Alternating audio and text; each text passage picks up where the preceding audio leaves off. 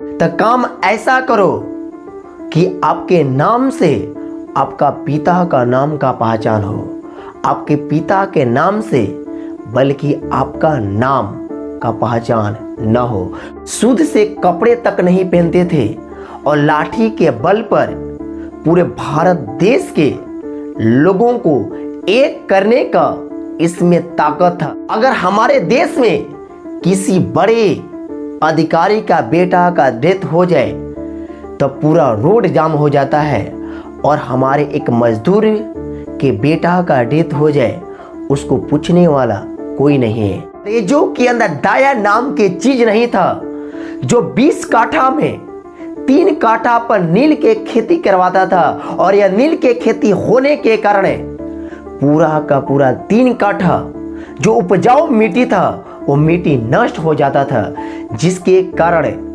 वहां के किसान लोगों ने जब आवाज उठाया तो उस आवाज को अंग्रेजों ने दबा दिया। कितने मासूम भाइयों ने, कितने माताओं और बहनों ने अपने देश की आजादी के लिए जान तक निछावर कर दिए। जब सारी दुनिया हथियार लेकर खड़ा था तो उस समय भारत का एक व्यक्ति जो सत्य और अहिंसा का लाठी लेकर खड़ा था, और उसी लाठी के बल पर भारत को आजादी दिलवा दिया, जिस व्यक्ति का नाम है महात्मा गांधी। महात्मा गांधी जी ने लाठी के बल पर भारत देश को इस धूर्त अंग्रेजों से आजादी दिलवा दिए। आजादी के लिए यह व्यक्ति कितना मेहनत किया होगा, तब जाकर भारत देश आजाद हुआ। क्योंकि हमारे देश पर अंग्रेजों ने 200 वर्ष से कब्जा किया, और 200 वर्ष अंग्रेजों ने भारत को लूटा, और लूटने के बाद भारत में रहने वाले किसानों के साथ इतना अत्याचार किया जो किसान इस अंग्रेजों से परेशान हो गए। कितना किसान लोगों ने इस अंग्रेजों के टॉर्चर से फांसी के फंदे पर चढ़ गए, क्योंकि उनके पास इतना पैसा नहीं था तो अंग्रेजों को टैक्स भरे। और यह अंग्रेज भारत पर इतना शोषण किया जिसकी वजह से भारत को विकास होने में कई वर्षों तक लग गया। देश की आज़ादी में कितने मासूम भाइयों ने, कितने माताओं और बहनों ने अपने देश की आज़ादी के लिए जान तक निछावर कर दिए, तब जाकर हमारा देश आज़ाद हुआ। इस आज़ादी के दुनिया में आज भी मध्यम वर्ग और मजदूर वर्गों का शोषण होता है। हमारा देश नाम भर का केवल आज़ाद है। आज भी अगर देखा जाए तो राजतंत्र व्यवस्था जैसे यहाँ पर कार्य किया जाता है। अगर हमारे देश में किसी बड़े अधिकारी का बेटा का डेथ हो जाए तो पूरा रोड जाम हो जाता है, और हमारे एक मजदूर के बेटा का डेथ हो जाए उसको पूछने वाला कोई नहीं है। इसलिए बोला जाता है, इसलिए कहा जाता है, जितना जिंदगी अच्छे से मिला है उस जिंदगी में जितना हो सके उतना मेहनत करना सीख लो। अगर दुनिया में बदलाव लाना है, अगर दुनिया में बदलाव लाना है तो सबसे पहले खुद को बदलो। अगर महात्मा गांधी जी अगर खुद को ना बदलते तो क्या दुनिया में बदलाव आ जाता? नहीं आ पाता। कुछ लोगों ने महात्मा गांधी जी को गाली देता है, उस व्यक्ति को अपने घर का स्थिति नहीं संभाल पाता है और वह व्यक्ति महात्मा गांधी जी को गाली देता है। बाबू, किसी व्यक्ति पर आवाज़ उठाने से पहले उस व्यक्ति के बारे में जानना जरूरी होता है।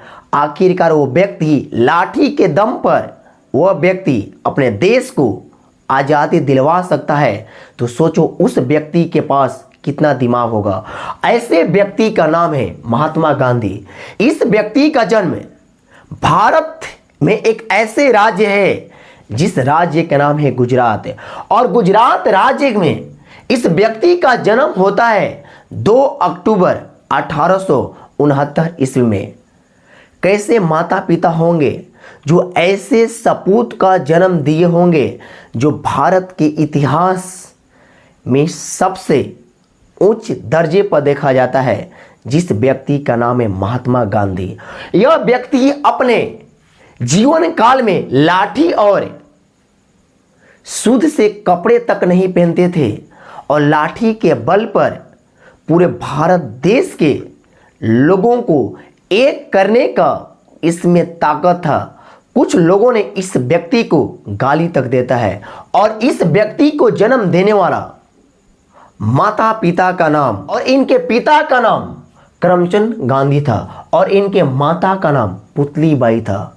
इसीलिए बोला जाता है तो काम ऐसा करो कि आपके नाम से आपका पिता का नाम का पहचान हो, आपके पिता के नाम से बल्कि आपका नाम का पहचान न हो।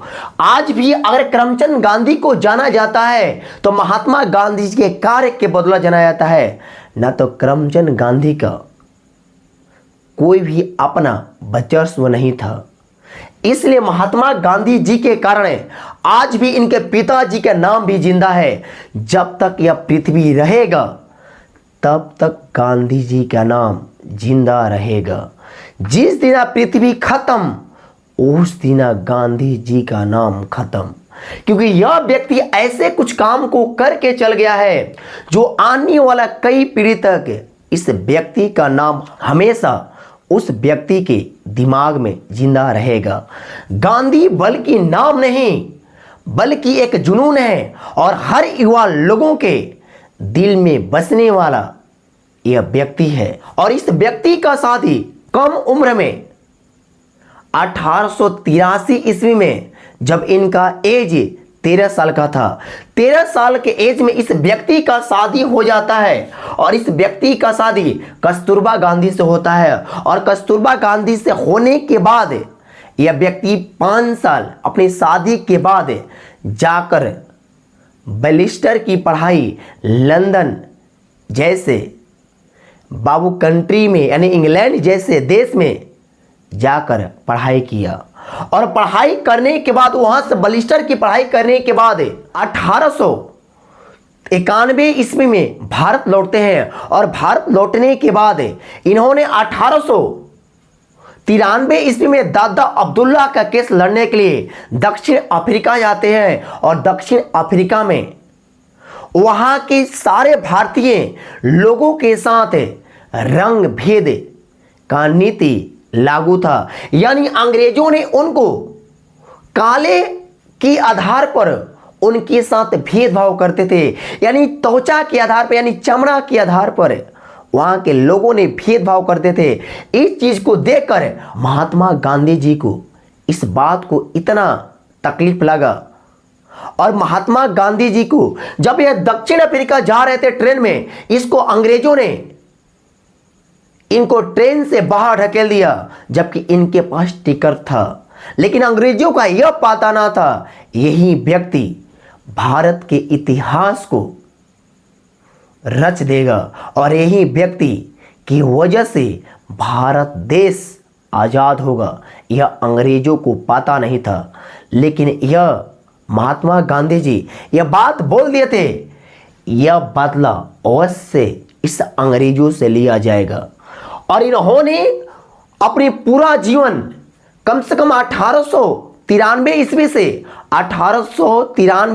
से 1914 ईस्वी तक दक्षिण अफ्रीका में बिताए। और वहां रंग भेद का जो नीति जो था, जो अंग्रेज काले के आधार पर लोगों के साथ भेदभाव करते थे, उस नीति को समाप्त किए। और समाप्त करने के बाद वहां के लोगों को अंग्रेजों से छुटकारा दिलवाए। और दिलवाने के बाद 1815 ईस्वी में 9 जनवरी 1815 ईस्वी में यह व्यक्ति भारत लौटते हैं। और 1915 से लेकर 1947 तक पूरा जिंदगी का जितना भी सीख है, जितना भी साम दाम दंड भेद है, सभी के सभी भारत देश में अपना लगा देते हैं। और वहां से आने के बाद इन्होंने गुजरात में एक आश्रम बनाया जिस आश्रम का नाम है साबरमती आश्रम। साबरमती आश्रम इसलिए बनाया क्योंकि साबरमती आश्रम में सारे गुट का एक निर्णय लिया जाता है कि हम ऐसा क्या करें जो अंग्रेजों को यहां से खदेड़ दे। लेकिन अंग्रेज यहां से भागेगा तब जब यहाँ के भारतीय लोगों में एकता होगा तब। लेकिन भारतीय लोगों में एकता नाम का चीज़ ना है। अगर कोई भी देश अगर आगे में तब रहता है जब वहाँ के लोग आपस में एकजुट होकर अपने कार्य को सबसे ज़्यादा महत्व दे। लेकिन यहाँ के कुछ भारत के कुछ धूर्तबाज लोगों ने अंग्रेजों के साथ खड़े थे और यहाँ गांधी जी के साथ भी खड़े थे और यहाँ के बात वहाँ चल जाता था, जिसकी वजह से हमारे देश को आज़ादी होने में बहुत समय लग गया। हमारा देश तो असहयोग आंदोलन में ही आज़ाद होने वाले थे, लेकिन बाबू बहुत समय लग गया। इसकी वजह से महात्मा गांधी जी ने पूरे भारत का भ्रमण किया और पूरे भारत की स्थिति को समझा।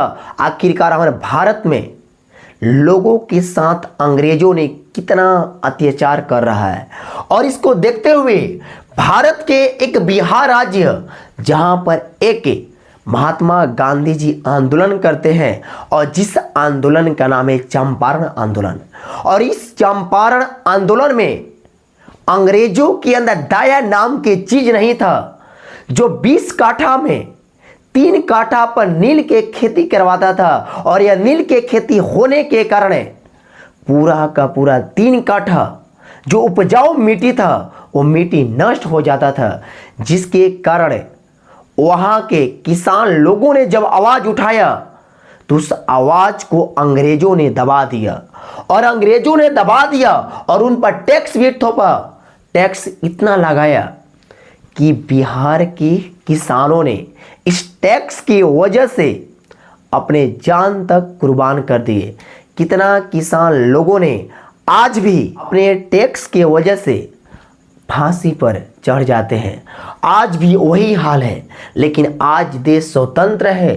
अब पहले देश स्वतंत्र नहीं था, पहले राजाओं के शासन था, आज नेता का शासन है। नेता बाबू हमेशा खड़ा तब होता है जब उसका इलेक्शन होता है, ना तो नेता किसी को पूछने वाला नहीं है। आज विधायक का चुनाव यानी आज विधानसभा के चुनाव में हर नेता हर गांव के गली गली में घूम रहा है, लेकिन जैसे चुनाव खत्म होगा या कोई नेता किसी को पूछने वाला ना है। आज नेता से जो कहोगे वो नेता आपको करने के लिए रेडी रहेगा, लेकिन वही नेता जीत जाएगा तो बाबू आपको पूछने तक नहीं आएगा। नेता किसी का होता ना है तो आपको क्या होगा। इसलिए महात्मा गांधी जी ने चंपारण सत्याग्रह में भाग लिए 1917 ईस्वी में, और इस चंपारण सत्याग्रह को समाप्त किए और समाप्त करने के बाद खेड़ा आंदोलन में भाग लिए। और खेड़ा आंदोलन में बाबू ऐसा हालात हो गया तो वहाँ वारिस न होने के कारण वहाँ अकाल पड़ गया, और जिसके कारण मजदूरों ने अपना टैक्स नहीं चुका पाया। और अंग्रेजों ने कह रहा था जब तक टैक्स नहीं दोगे तो बाबू उनके साथ शोषण कर रहा था, जिसके कारण महात्मा गांधी जी ने 1918 ईस्वी में वहाँ के टैक्स को समाप्त करवाए। और यही महात्मा गांधी जी रुके नहीं, बल्कि असहयोग आंदोलन यानी अपने जीवन का सबसे 3 बड़े आंदोलन में भाग लिए। असहयोग आंदोलन, सविनय अवज्ञा आंदोलन और भारत छोड़ो आंदोलन। लास्ट में इनको बोलना पड़ा करो या मरो का नारा दिए। जब तक अगर शरीर में जान है इस अंग्रेजों से डट के सामना करना पड़ेगा। और इस बात को लेकर लोगों में एक अपने नेता के प्रति लोगों में एक जज्बा आया और लोगों ने अपने कार्य के प्रति पूरा का पूरा अपने जान अपने देश के लिए झोंक दिया। और महात्मा गांधी जी ने बाबू चले थे अकेले, लेकिन जब चलना प्रारंभ किए तो इनके साथ लाखों के जनसंख्या में लोग पैदल चलते थे। इस व्यक्ति के पास इतना ताकत था, अपने लाठी के दम पर इस अंग्रेजों को भारत से खदेड़ दिया और भारत देश को 1947 ईस्वी में आज़ादी दिलवा दिया। आज़ादी तुरंत मिलता नहीं है, बल्कि आज़ादी के लिए कितने भाई और बहनों और माताओं और पिताओं का खून का नदी बहाना पड़ता है, तब जाकर कोई देश का आज़ादी मिलता है। आज़ादी के लिए कितने हमारे भारत के मासूम भाइयों ने, कितने लोगों ने, कितने माँ की बेटे का सहारा, कितने महिलाओं की सहारा सारा छूट जाता है, तब जाकर आज़ादी मिलता है। और आज़ादी मिलता नहीं बल्कि आज़ादी को छीनना पड़ता है।